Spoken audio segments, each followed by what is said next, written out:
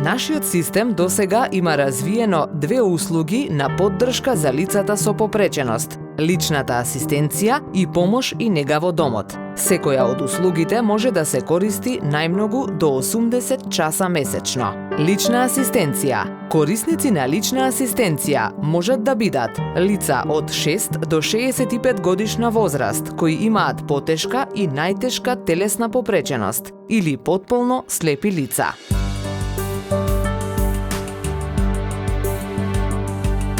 Лицата можат да добијат поддршка за вршење основни и инструментални активности од секојдневниот живот во домот на корисникот, лична хигиена, облекување и сооблекување, мобилност во домот, поддршка при хранење, користење тоалет, следење на виталните телесни функции, мерење телесна температура, притисок, шеќер, чистење, посредување за поправки, перење, готвење, купување продукти, надворешна мобилност, земање медицинска терапија, користење телефон и помош при управување со буџет.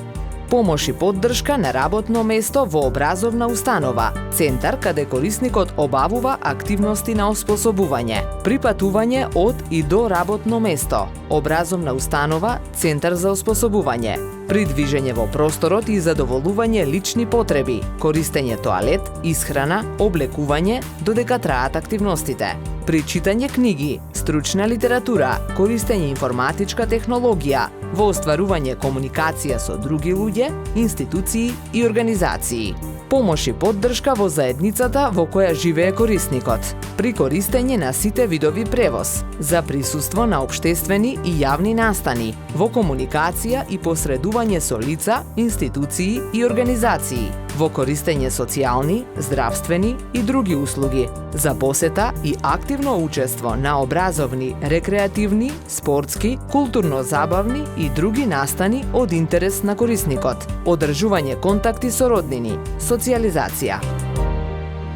За да добиете лиценциран личен асистент, поднесете барање заедно со наод и мислење за видот и степенот на попреченост до Центарот за социјална работа. Видот и обемот на активностите, како и лицето кое ќе биде личен асистент, ги определува Центарот за социјална работа. Корисникот и личниот асистент имаат период за взаемно прилагодување кој трае до 30 дена, а доколку постои несогласување, Центарот може да определи друг асистент. Личен асистент не смее да биде лице кое е член на семејството на корисникот, односно лице кое живее во исто домаќинство со него. Додека трае користењето на услугата, Центарот може да врши увид на начинот на кој се обезбедува услугата. Помош и нега во домот.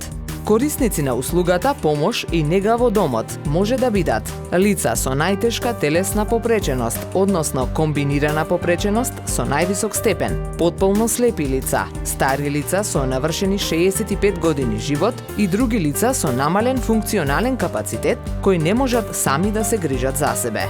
Лицата може да ја добијат услугата доколку помошта во домот не можат да ја обезбедат нивните брачни другари, родители или деца, поради заснован работен однос, нарушена здравствена состојба и старост, иако немаат склучено договор за доживотна издршка, односно покренале постапка за раскинување на таков договор.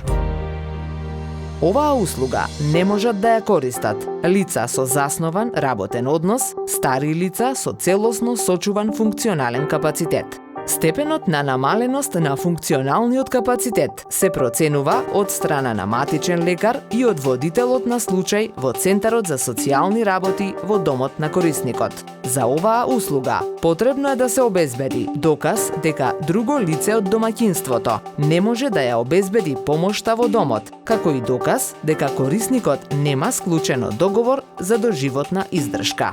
Услугата помош и нега во домот е ограничена на истата поддршка само за основните и инструменталните активности, како и кај личната асистенција. Подетални информации за давателите на двете услуги во вашите општини може да добиете во центрите за социјална работа и општинските организации на Црвен крст.